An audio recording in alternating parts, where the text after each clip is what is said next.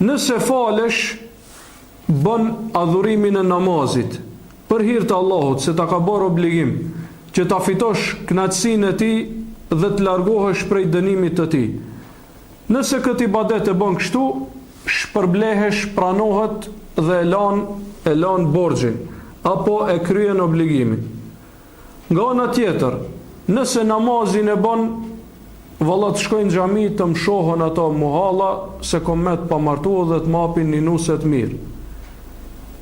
Thonë filani ka në gjali mirë, shkon në xhami, kjo është niyeti.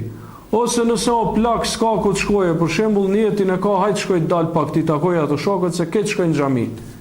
Ama nuk e ka për hir të Allahut niyetin. Në këtë rast Allahu nuk e shpërblen.